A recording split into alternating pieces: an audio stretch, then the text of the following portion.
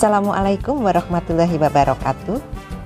Bertemu kembali dengan saya Dr. Sofi. Sobat sehat, akreditasi bukan sekedar dokumen. Ada 5 cara penilaian dalam akreditasi yang dikenal dengan RDOWS. R adalah melihat dokumen regulasi, yaitu SK, pedoman, panduan, dan SPO. D, melihat dokumen bukti implementasi. O, melakukan observasi. W, melakukan wawancara. Dan S, meminta sobat sehat di klinik melakukan simulasi. Ini untuk membuktikan apakah sobat sehat sudah melakukan kerjakan yang ditulis dan tulis yang dikerjakan. Channel YouTube Dr. Sofi dibangun untuk itu semua. Ada regulasi internal seperti SK, pedoman, panduan, dan SPO. Ada dokumen bukti pelaksanaan. Saat observasi, yang dilihat sama dengan yang ada di regulasi dan dokumentasi. Saat wawancara, sobat sehat bisa menjawab sesuai dengan yang ada di regulasi dan dokumentasi. Dan saat diminta melakukan simulasi, bisa melaksanakan sesuai SPO yang sobat sehat susun sendiri. Sobat sehat, di video 293 ini kita akan membahas perizinan klinik. Jadi mulai video 293 ini kita akan membahas perizinan klinik dan persyaratan-persyaratannya berdasarkan peraturan perundangan yang terbaru. Memang kita sudah pernah membahas tentang persyaratan atau cara pengurusan izin klinik menurut Permenkes 9 tahun 2014, namun sekarang sudah ada yang baru. Video-video ini sangat penting untuk diikuti karena ada banyak peraturan baru dalam proses perizinan klinik yang sebetulnya tujuannya memudahkan klinik sebagai salah satu pelaku usaha pelayanan. Klinik adalah salah satu dari Fasyankes atau fasilitas pelayanan kesehatan. Apa saja sih jenis fasilitas pelayanan kesehatan? Menurut peraturan pemerintah RI nomor 47 tahun 2016, jenis fasilitas pelayanan kesehatan terdiri dari 1 tempat praktek mandiri tenaga kesehatan, 2 puskesmas, 3 klinik, 4 rumah sakit, 5 unit transfusi darah, 6 laboratorium kesehatan, 7 apotik, 8 optikel, 9 fasilitas pelayanan kesehatan untuk kepentingan hukum, kemudian 10 fasilitas pelayanan kesehatan tradisional, 11 fasilitas pelayanan kesehatan lain yang ditetapkan oleh Menteri. Selain itu, fasilitas pelayanan kesehatan atau Fasyankes juga diidentifikasi sebagai berikut: mandiri, terintegrasi, pemerintah, dan swasta. Apa dasar regulasi perizinan klinik? Dasar regulasi perizinan klinik saat ini adalah Peraturan Pemerintah RI nomor 5 tahun 2021 tentang perizinan berusaha berbasis risiko. Kemudian Permenkes RI nomor 14 tahun 2021 tentang standar kegiatan usaha dan produk pada penyelenggaraan perizinan berusaha berbasis risiko sektor kesehatan. Pada pasal 3 disebutkan, pada saat peraturan menteri ini mulai berlaku, peraturan menteri yang mengatur mengenai standar kegiatan usaha dan standar produk dalam penyelenggaraan perizinan berusaha sektor kesehatan dinyatakan masih tetap berlaku sepanjang tidak bertentangan dengan peraturan menteri ini. Kita bahas beberapa pengertian menurut peraturan perundangan nomor 5 tahun 2021 tentang perizinan berusaha berbasis risiko. Pertama, perizinan berusaha adalah legalitas yang diberikan kepada pelaku usaha untuk memulai dan menjalankan usaha dan atau kegiatannya. 2. Perizinan berusaha berbasis risiko adalah perizinan berusaha berdasarkan tingkat risiko kegiatan usaha. 3. Klinik termasuk usaha dengan analisa tingkat risiko menengah tinggi, sehingga dokumen perizinan berusahanya meliputi nomor induk berusaha atau NIB ditambah sertifikat standar. Keempat, NIB atau nomor induk berusaha adalah bukti registrasi atau pendaftaran pelaku usaha untuk melakukan kegiatan usaha dan sebagai identitas bagi pelaku usaha dalam pelaksanaan kegiatan usahanya. Ini dengan mendaftar ke sistem OSS atau Online Single Submission. 5. Sertifikat standar adalah pernyataan dan garing atau bukti pemenuhan standar pelaksanaan kegiatan usaha. Sobat Sehat, selanjutnya kita lihat di video gambar 1 OSS atau Online Single Submission Republik Indonesia yang sudah meliputi seluruh Indonesia. Selanjutnya kita lihat di video gambar 2. Gambar 2 ini menggambarkan lembaga OSS, Badan Koordinasi Penanaman Modal Pelayanan Perizinan Berusaha secara elektronik. Sobat Sehat, saat ini kita berada di tahun 2021. Perizinan berusaha sudah memasuki era 4.0. Karena itu kita perlu mempelajari langkah-langkah dalam mengurus perizinan klinik yang terbaru sesuai era 4.0. Kita perlu mengenal lembaga OSS atau Online Single Submission, Badan Koordinasi Penanaman Modal Pelayanan Perizinan Berusaha secara elektronik. Apa saja pelayanan yang disediakan oleh lembaga OSS BKPM Pelayanan Perizinan Berusaha secara elektronik? Pertama, registrasi user OSS. Ini untuk pendaftaran user akses OSS menggunakan nomor induk kependudukan atau NIK, EKTP untuk BNI atau paspor untuk BNA. Kedua, legalitas. Kemudian yang ketiga, proses NIB. Dengan melengkapi data yang belum ada pada data legalitas untuk penerbitan nomor induk berusaha atau NIB. 4. Nomor induk berusaha. Kemudian 5. Perizinan komersial dan operasional. Menentukan izin-izin komersial operasional dalam menjalankan operasional usahanya berdasarkan komitmen. 6. Fasilitas. 7. Pencabutan, yaitu penutupan usaha, baik penutupan sebagian usaha atau disebut non-likuidasi maupun penutupan semua usaha atau disebut likuidasi. Selanjutnya kita akan bahas Permenkes nomor 14 tahun 2021 tentang standar kegiatan usaha dan produk pada penyelenggaraan perizinan berusaha berbasis risiko sektor kesehatan. Permenkes 14 tahun 2021 ini mengatur 85 standar, meliputi 26 standar kegiatan usaha Farmalkes dan Perbekes, kemudian 14 standar kegiatan usaha pelayanan kesehatan, dan 1 standar usaha pengendalian vektor binatang pembawa penyakit. 29 standar penunjang kegiatan penunjang Farmalkes dan Perbekes. 12 standar penunjang kegiatan usaha pelayanan kesehatan. 3 standar penunjang kegiatan usaha Kesling.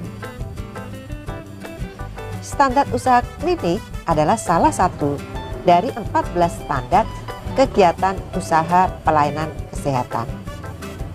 Standar usaha klinik ini mengatur kegiatan klinik dalam penyelenggaraan perawatan kesehatan dan pengobatan fisik yang menyediakan pelayanan rawat jalan dan atau rawat inap, baik di klinik pemerintah maupun di klinik swasta. Apa sih yang disebut klinik itu? Kita bahas pengertian klinik.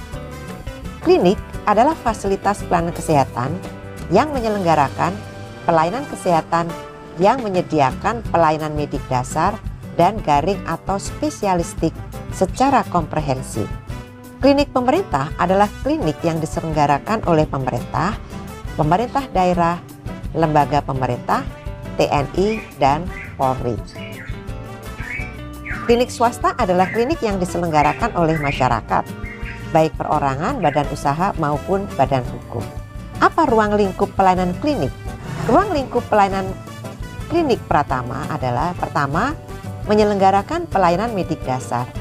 Kedua, upaya pelayanan kesehatan meliputi aspek medik dasar, rawat jalan, dan rawat inap. Dua, hanya melakukan bedah kecil atau minor tanpa anestesi umum dan atau spinal. Empat, menyediakan pelayanan estetik medicine sesuai dengan peraturan Konsil Kedokteran Indonesia. Ruang lingkup pelayanan klinik utama: pertama, menyelenggarakan pelayanan medik dasar dan spesialistik. Kedua, upaya pelayanan kesehatan meliputi aspek medik spesialistik atau pelayanan dasar dan spesialiti. Tiga, menyelenggarakan pelayanan rawat jalan dan rawat inap. Empat, dapat melakukan bedah, kecuali tindakan bedah yang menggunakan anestesi umum dengan inhalasi dan atau spinal, kemudian operasi sedang yang berisiko tinggi, atau operasi besar. Sekarang kita akan bahas penggolongan klinik. Penggolongan klinik itu meliputi: pertama, melihat kemampuan pelayanan, terdiri dari klinik Pratama dan klinik utama. Kemudian, menurut penyelenggaraan pelayanan, meliputi klinik rawat jalan dan klinik rawat inap. Yang ketiga, berdasarkan kepemilikan modal, itu terdiri dari PMDN dan PMA. Sedangkan jenis pelayanan klinik ada dua, yaitu klinik Pratama, meliputi klinik Pratama non-perawatan. Satu, klinik Pratama non-perawatan itu tanpa pelayanan farmasi dan tanpa pelayanan laboratorium. Kemudian kedua, klinik Pratama non-perawatan dengan pelayanan farmasi dan tanpa pelayanan farmasi. Kemudian yang ketiga, klinik Pratama non-perawatan dengan pelayanan farmasi dan dengan pelayanan laboratorium. Selanjutnya, klinik Pratama perawatan dengan pelayanan farmasi dan dengan pelayanan laboratorium. Berikutnya kita akan bahas klinik utama. Klinik utama meliputi klinik utama non-perawatan. Klinik utama non-perawatan itu terdiri dari: satu, klinik utama non-perawatan yang tanpa pelayanan farmasi dan tanpa pelayanan laboratorium. Kemudian yang kedua, klinik utama non-perawatan dengan pelayanan farmasi dan tanpa pelayanan farmasi. Kemudian yang ketiga, klinik utama non-perawatan dengan pelayanan farmasi dan dengan pelayanan laboratorium. Klinik utama perawatan dengan pelayanan farmasi dan dengan pelayanan laboratorium. Jenis pelayanan klinik dapat berdasarkan sistem organ dan atau cabang disiplin ilmu pada satu atau lebih bidang spesialistik. Selanjutnya kita akan bahas apa saja kewenangan pemerintah atau Pemda dalam perizinan klinik. Berdasarkan lampiran 1 Peraturan Pemerintah RI Nomor 5 Tahun 2021, Kode KBLI pertama 86104 untuk aktivitas klinik pemerintah dan kedua 86105 aktivitas klinik swasta. Bupati dan wali kota memiliki kewenangan perizinan berusaha dengan tingkat risiko menengah tinggi. 1. Perizinan klinik pemerintah meliputi klinik Pratama dan klinik utama. Kemudian yang kedua, perizinan klinik swasta meliputi klinik Pratama dan klinik utama. Adapun dokumen perizinan klinik itu meliputi 1. NIB. Kemudian nomor 2, sertifikat standar atau SS. Waktu perizinan klinik, jangka waktu pengurusan perizinan 20 hari. Masa berlaku perizinan 5 tahun. Sobat sehat, persyaratan perizinan klinik terdiri dari 2. Pertama, syarat administratif, dan kedua syarat teknis. Syarat teknis meliputi A. Bangunan, sarana, prasarana, peralatan, obat-obatan, dan bahan habis pakai di klinik. Kemudian yang B. SDM dan struktur organisasi klinik. C. Bentuk dan jenis pelayanan kesehatan pada klinik. Permohonan perizinan klinik dilakukan melalui sistem online single submission melalui situs oss.go.id. Alur mengikuti petunjuk teknis dalam sistem OSS.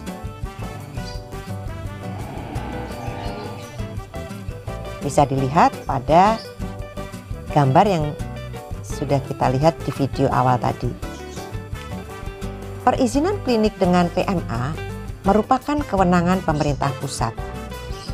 Penilaian kesesuaian dilakukan oleh Kementerian Kesehatan. Yuk, kita bahas juga persyaratan administrasi perizinan klinik. Persyaratan umum usaha klinik adalah 1. Persyaratan umum pendirian klinik meliputi 1. Badan hukum publik untuk klinik pemerintah. 2.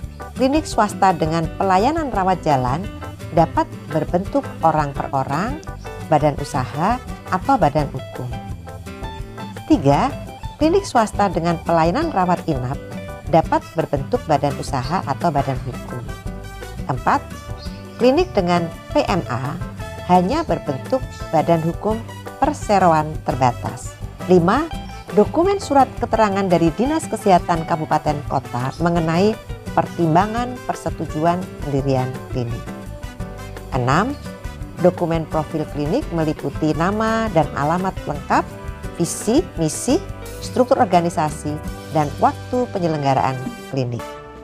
Kemudian yang ke-7, dokumen self-assessment klinik yang isinya meliputi A. Kemampuan pelayanan klinik, B. Kemampuan pelayanan penunjang medik. Ini meliputi kefarmasian dan laboratorium. C. Pemenuhan persyaratan sarana, prasarana, peralatan, dan SDM.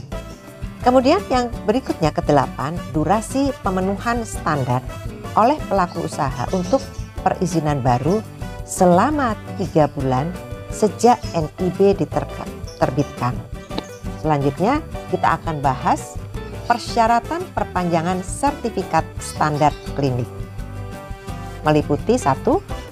Dokumen sertifikat standar usaha klinik atau surat izin operasional klinik sebelumnya yang masih berlaku. Kedua, dokumen self-assessment klinik yang meliputi A. Kemampuan pelayanan klinik, B. Kemampuan pelayanan penunjang medik, meliputi kefarmasian dan laboratorium, C. Pemenuhan persyaratan sarana, prasarana, peralatan, dan SDM. Selanjutnya kita akan bahas persyaratan perubahan sertifikat standar klinik. Perubahan terjadi apabila ada perubahan, pertama kepemilikan modal, kedua perubahan jenis klinik, ketiga perubahan pelayanan dari rawat inap ke rawat jalan atau sebaliknya, 4. Penambahan pelayanan dan atau kelima, perubahan alamat klinik. Adapun persyaratan perubahan sertifikat standar klinik terdiri dari 1. Izin berusaha klinik yang masih berlaku, 2. Surat pernyataan penggantian badan hukum, nama klinik, kepemilikan modal, jenis klinik, dan garing atau alamat klinik yang ditandatangani oleh pemilik klinik. 3. Dokumen perubahan NIB dan atau 4. Self-assessment klinik yang meliputi A. Kemampuan pelayanan klinik, B. Kemampuan pelayanan penunjang medik, baik kefarmasian dan laboratorium, C. Pemenuhan persyaratan sarana, prasarana, peralatan, dan SDM. Selanjutnya kita akan bahas persyaratan khusus. Persyaratan khusus usaha klinik meliputi daftar SDM, daftar jenis pelayanan, SIP atau Surat Izin Praktek Tenaga Kesehatan, MOU pembuangan limbah B3, dokumen IMTA atau izin menggunakan tenaga asing bila klinik mempekerjakannya.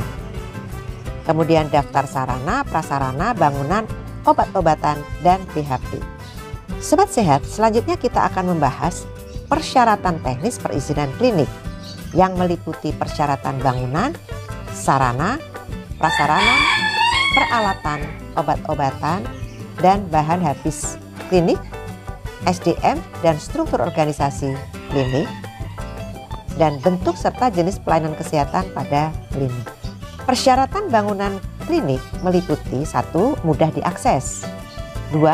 Bangunan kuat, kokoh dan stabil, 3. Bangunan bersifat permanen dan tidak bergabung dengan tempat tinggal perorangan, 4. Memperhatikan fungsi keamanan, kenyamanan, dan kemudahan dalam memberi pelayanan, 5. Tata ruang memperhatikan fungsi sebagai fasilitas pelayanan kesehatan. 6. Untuk klinik yang terletak di kantor, pintu masuk klinik harus terpisah dan tidak boleh bergabung dengan ruang lain. Yang ketujuh, apabila klinik terletak di dalam gedung perbelanjaan, tidak melayani rawat inap dan operasi. Kedelapan, tata letak ruang pelayanan memperhatikan zona klinik. 9. Komponen bangunan dan material harus kuat. 10. Kawasan klinik bebas rokok. 11. Memiliki papan nama dengan mencantumkan jenis klinik, nama klinik, kekhususan klinik, dan jam operasional. 12. Nama dokter dicantumkan di ruang tunggu. 13. Klinik dengan layanan farmasi wajib memasang papan nama apoteker. Lalu bagaimana standar ruangan klinik? Standar ruang klinik mengikuti Permenkes 14 tahun 2021. Terdiri dari ruang pendaftaran, ruang administrasi, ruang tunggu, ruang konsultasi, ruang tindakan, ruang atau pojok ASI, kamar mandi garing WC, dan ruang lain sesuai kebutuhan. Ruangan klinik dengan rawat inap sesuai standar ruang klinik ditambah ruang rawat inap, ruang rawat darurat, ruang staf klinik, instalasi atau ruang farmasi, ruang laboratorium, ruang dapur gizi. Klinik rawat inap harus memiliki tempat tidur minimal 5 tempat tidur dan paling banyak 10 tempat tidur. Selanjutnya, bagaimana persyaratan minimal prasarana klinik? Pertama, sistem penghawaan atau ventilasi. Kedua, sistem pencahayaan. Ketiga, sistem air dan sanitasi. Keempat, pengolahan limbah cair. Kelima, sistem kelistrikan. 6, sistem gas medis. 7, sistem proteksi kebakaran. 8, sistem proteksi petir. Dan 9, ambulans serta 10, sistem komunikasi. Prasarana klinik harus dalam keadaan terpelihara dan berfungsi dengan baik. Bagaimana persyaratan minimal peralatan klinik? Peralatan meliputi peralatan kesehatan dan non-kesehatan pada jenis-jenis ruang yang ada dalam bangunan sesuai area fungsional klinik, sebagaimana tercantum dalam tabel dalam standar usaha klinik pada Permenkes 14 tahun 2021. Meliputi pertama, peralatan pada ruang pemeriksaan umum atau konsultasi. Kedua, peralatan pada ruang pelayanan kesehatan gigi dan mulut. Ketiga, peralatan pada ruang persalinan. Keempat, peralatan pada ruang ASI. Kelima, peralatan pada ruang rawat inap. 6, peralatan pada ruang garing instalasi farmasi. 7, peralatan pada ruang sterilisasi. 8, peralatan pada ruang laboratorium. Bagaimana pelayanan kefarmasian di klinik? Meliputi 1, ruang instalasi farmasi sekurang-kurangnya memiliki fungsi sebagai berikut. Pertama, penerimaan resep. Kedua, pelayanan resep dan peracikan. Ketiga, penyerahan dan pemberian informasi sediaan farmasi, alat kesehatan, dan bahan medis habis pakai atau BMHP. D adalah konseling. E atau kelima, penyimpanan sediaan farmasi, alat kesehatan, dan BMHP. Dan keenam atau F, penyimpanan administrasi dan penyimpanan data kefarmasian. Klinik yang menyelenggarakan pelayanan kefarmasian disesuaikan dengan peraturan yang mengatur mengenai pelayanan kefarmasian di klinik. Sedangkan klinik yang tidak menyelenggarakan pelayanan kefarmasian harus memiliki lemari khusus penyimpanan obat darurat dan bahan medis habis pakai. Keempat, obat darurat dan bahan medis habis pakai di klinik ditetapkan oleh Menteri. Bagaimana pelayanan laboratorium di klinik? Pelayanan laboratorium di klinik dapat menyelenggarakan untuk menunjang upaya diagnosis penyakit, penyembuhan, dan pemulihan kesehatan. Tenaga kesehatan di laboratorium adalah ATML atau ahli klinik laboratorium medis. Memenuhi kriteria ketenagaan, bangunan, prasarana, perlengkapan, dan peralatan. Pencahayaan minimal 300 lux. Dinding tahan bahan kimia, mudah dibersihkan dan tidak berpori.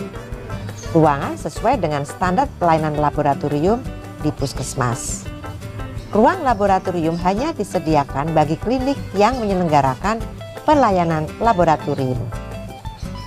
Jenis peralatan minimal sesuai dengan Permenkes nomor 14 tahun 2021. Bagaimana pelayanan radiologi di klinik? Klinik rawat jalan maupun rawat inap dapat menyelenggarakan pelayanan radiologi. Persyaratan dan perizinan alat radiologi serta tenaga kesehatan yang memberikan pelayanan mengikuti peraturan Menteri Kesehatan mengenai pelayanan radiologi. Bagaimana struktur organisasi klinik?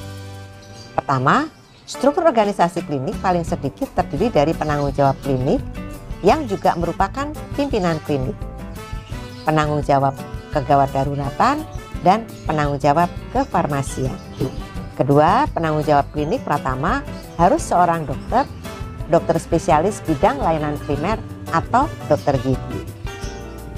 Tiga, penanggung jawab di klinik utama harus dokter atau dokter gigi, dokter spesialis atau dokter gigi spesialis. Empat, penanggung jawab klinik harus memiliki surat izin praktik atau SIP di klinik tersebut dan dapat merangkap sebagai pemberi pelayanan. 3. Dokter gigi, dokter spesialis di bidang layanan primer, dokter spesialis atau dokter gigi spesialis hanya dapat menjadi penanggung jawab untuk satu klinik. Keenam, penanggung jawab di klinik baik PMDN atau penanaman modal dalam negeri maupun PMA atau penanaman modal asing harus warga negara Indonesia. 7. Penanggung jawab kegawat daruratan di klinik adalah dokter. 8. Penanggung jawab kegawatan daruratan di klinik gigi dan mulut adalah dokter gigi atau dokter gigi spesialis. 9. Penanggung jawab ruang farmasi klinik adalah apoteker. Apoteker penanggung jawab dapat dibantu oleh apoteker lain, tenaga teknis kefarmasian, asisten tenaga kefarmasian, dan atau tenaga lainnya sesuai kebutuhan. Bagaimana SDM klinik Pratama? Pertama, klinik Pratama paling sedikit terdiri dari A. 2 dokter, B. 2 dokter spesialis di bidang pelayanan primer, C. 1 orang dokter dan 1 dokter spesialis di bidang layanan primer, atau D. 2 orang dokter gigi. Kedua, SDM klinik Pratama yang menyelenggarakan pelayanan medik dasar dan pelayanan kesehatan gigi dan mulut paling sedikit terdiri dari 2 dokter atau dokter spesialis di bidang layanan primer dan 1 dokter gigi. Kemudian yang kedua, 1 dokter spesialis di bidang layanan primer dan 1 dokter gigi, atau C. 2 dokter gigi dan 1 dokter atau dokter spesialis di bidang pelayanan primer. Bagaimana SDM klinik Pratama dengan rawat inap?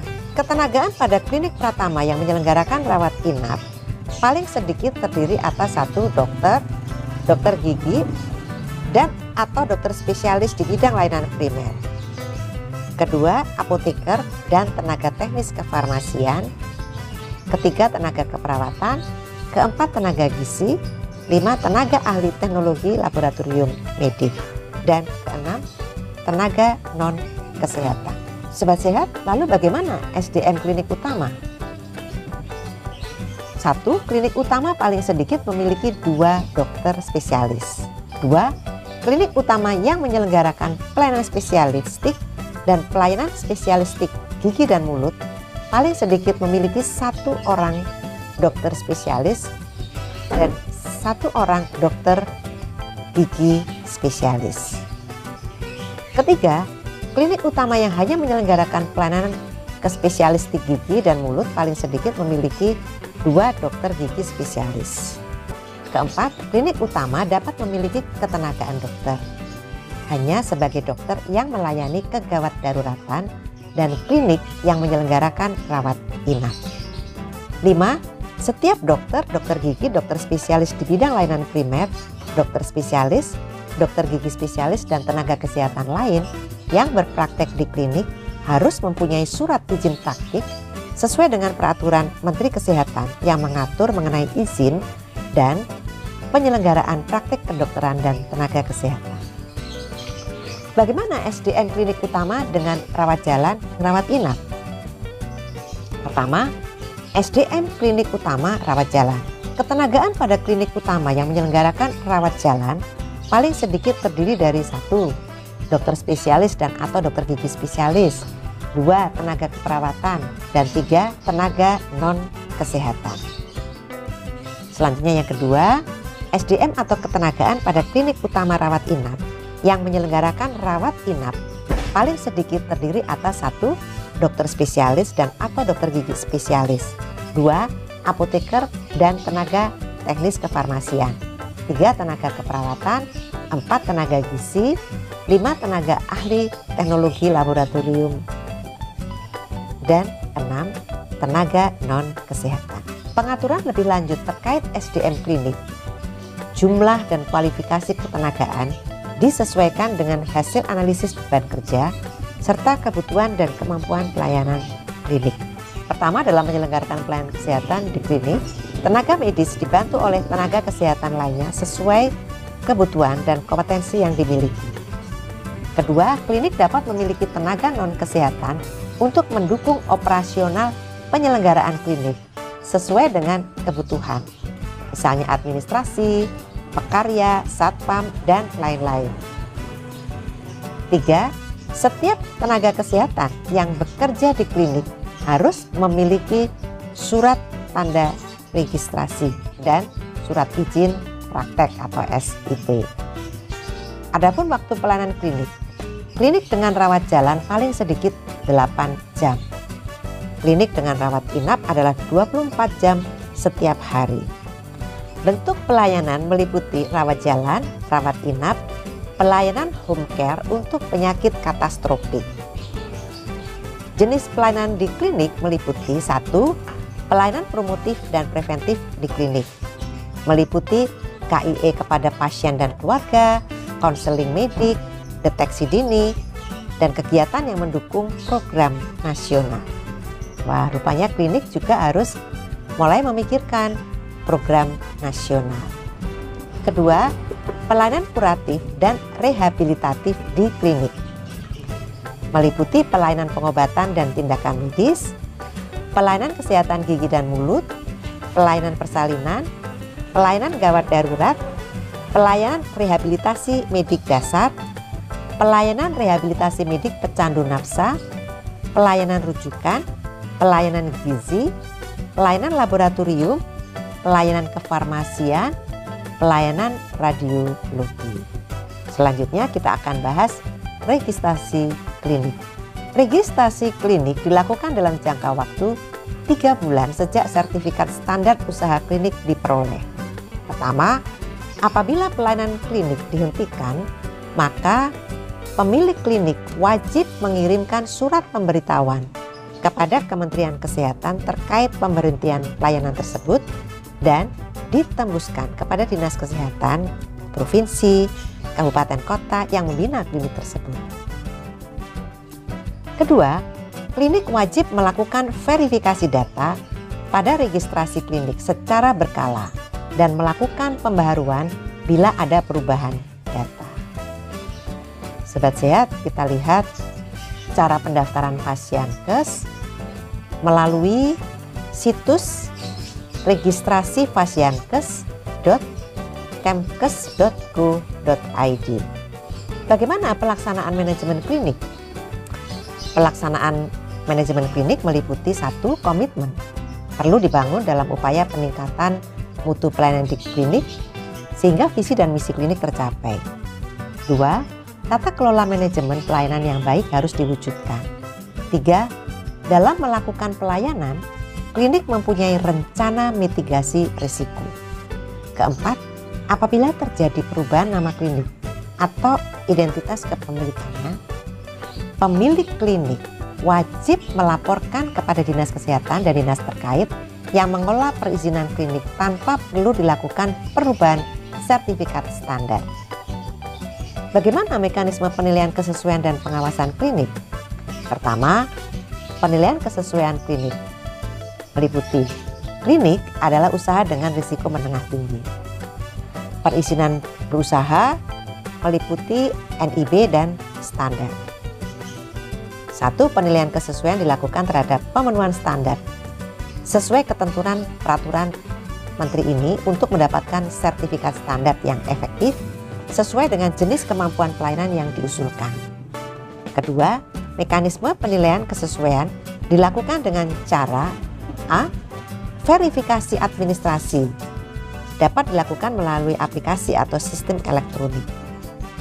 Kemudian yang kedua, verifikasi lapangan dilakukan melalui kunjungan lapangan. Tim penilaian kesesuaian klinik. Pertama, penilaian kesesuaian klinik pratama dan klinik utama dilakukan oleh pemerintah daerah kabupaten kota dengan membentuk tim yang terdiri dari A. PMTSP atau penanaman modal dan pelayanan terpadu satu pintu kabupaten kota, dan 2. Dinas Kesehatan Kabupaten Kota. Yang kedua, penilaian kesesuaian klinik utama penanaman modal asing atau PMA dilakukan oleh Kementerian Kesehatan melalui Direktur Jenderal dengan membentuk tim yang terdiri dari A. Direktur Jenderal Pelayanan Kesehatan Kementerian Kesehatan, Dinas Kesehatan Kabupaten Kota, dan Dinas Kesehatan Provinsi. Ketiga, dalam melakukan penilaian kesesuaian, pemerintah daerah kabupaten kota dapat melibatkan organisasi profesi atau asosiasi fasilitas kesehatan. Jangka waktu terkait kegiatan penilaian kesesuaian. Menteri Kesehatan garing pemerintah daerah kabupaten melakukan evaluasi terhadap kelengkapan dokumen persyaratan dan kunjungan lapangan paling lama 10 hari sejak pelaku usaha menyampaikan dokumen persyaratan secara lengkap. 1. Berdasarkan hasil evaluasi, Kementerian Kesehatan atau pemerintah daerah kabupaten kota memberikan notifikasi persetujuan atau perbaikan pemenuhan standar melalui sistem OSS paling lama 10 hari sejak dilakukan kunjungan lapangan. 2. Masa berlaku sertifikat standar usaha klinik berlaku selama 5 tahun dan dapat diperpanjang kembali selama memenuhi persyaratan. Selanjutnya, disclaimer dalam penilaian kesesuaian. Bagi klinik yang sudah operasional sebelumnya dan akan mengajukan permohonan perizinan berusaha klinik, namun setelah dilakukan penilaian kesesuaian ternyata masih belum memenuhi standar yang ditetapkan, maka diberikan perizinan berusaha klinik dengan memenuhi persyaratan paling lambat hingga perpanjangan perizinan berusaha klinik berikutnya dengan melampirkan 1. Komitmen untuk memenuhi persyaratan sarana, prasarana, peralatan, dan SDM klinik ditunjukkan dengan dokumen pernyataan komitmen dari pelaku usaha. Dan 2. Dokumen perencanaan pemenuhan persyaratan bangunan dan ruang klinik. Selanjutnya yang kedua, pengawasan dalam perizinan klinik. Pengawasan dalam perizinan klinik. 1. Pengawasan dilakukan oleh Kementerian Kesehatan, pemerintah daerah provinsi, dan pemerintah daerah kabupaten kota sesuai dengan kewenangan masing-masing. Kedua, Kementerian Kesehatan pemerintah daerah provinsi dan pemerintah daerah kabupaten kota dalam melakukan pengawasan dapat menugaskan tenaga pengawas yang dilaksanakan sesuai dengan peraturan Menteri Kesehatan mengenai pengawasan bidang kesehatan. Ketiga, pengawasan dilakukan terhadap pemenuhan standar sesuai dengan ketentuan peraturan Menteri ini dan kewajiban klinik yang diatur dalam peraturan pemerintah yang mengatur mengenai perizinan berusaha berbasis risiko. 4. Pengawasan terhadap perizinan berusaha klinik dilakukan dalam bentuk pengawasan rutin dan insidental. 5.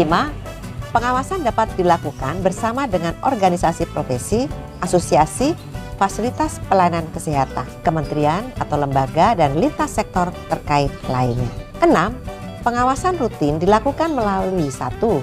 Laporan hasil kegiatan klinik. 2. Inspeksi lapangan yang dilakukan dalam rangka pemeriksaan administrasi dan atau fisik atas pemenuhan standar serta pembinaan. Inspeksi lapangan dilakukan paling banyak 1 tahun sekali. Ketujuh, pengawasan insidental dapat dilakukan melalui inspeksi lapangan dalam bentuk kunjungan fisik. 8. Pengawasan insidental dilaksanakan berdasarkan pengaduan dari masyarakat dan garing atau pemilik klinik. Dalam pembahasan ini dapat disimpulkan bahwa pertama, klinik merupakan salah satu fasilitas pelayanan kesehatan yang diatur perizinan berusahanya dalam peraturan pemerintah nomor 5 tahun 2021 dan Permenkes RI nomor 14 tahun 2021. Kedua, pengaturan klinik dalam peraturan ini terbagi atas jenis aktivitas dengan kode KBLI yang berbeda, yaitu aktivitas klinik pemerintah KBLI-nya 86104 dan aktivitas klinik swasta 86105. Semoga Sobat Sehat subscriber channel YouTube Dr. Sofi meningkat pengetahuannya mengenai perizinan klinik sesuai peraturan terkini dan dapat menjalankannya ke depan, dan semoga Dinas Kesehatan Kabupaten Kota setempat dapat terus melakukan sosialisasi lebih lanjut terkait standar klinik dan proses perizinannya kepada pelaku usaha klinik dan lintas sektor terkait. Sobat Sehat, silakan melihat secara lebih rinci pada peraturan pemerintah RI nomor 5 tahun 2021 dan peraturan Menteri Kesehatan RI nomor 43 tahun 2013 tentang cara penyelenggaraan laboratorium klinik yang baik. Kemudian 3, peraturan Menteri Kesehatan RI nomor 74 tahun 2016 tentang standar pelayanan kefarmasian di puskesmas. Keempat, peraturan Menteri Kesehatan RI nomor 24 tahun 2020. 5, peraturan Menteri Kesehatan RI nomor 26 tahun 2020 tentang perubahan atas peraturan Menteri Kesehatan RI nomor 74 tahun 2016 tentang standar pelayanan kefarmasian di puskesmas. 6. Peraturan Menteri Kesehatan nomor 14 tahun 2021 tentang standar kegiatan usaha dan produk pada penyelenggaraan perizinan berusaha berbasis risiko bidang kesehatan. 7. Keputusan Menteri Kesehatan RI nomor 4799 tahun 2021 tentang daftar obat keadaan darurat medis. Demikianlah Sobat Sehat. Di video 293 ini kita telah membahas panjang lebar dan cukup lengkap perizinan klinik sebagai usaha pelayanan kesehatan berisiko menengah tinggi. Kita akan bertemu di video 294 untuk membahas tentang obat darurat dan bahan medis habis pakai di klinik. Sampai di sini dulu ya. Semoga selalu sehat. Wassalamualaikum warahmatullahi wabarakatuh.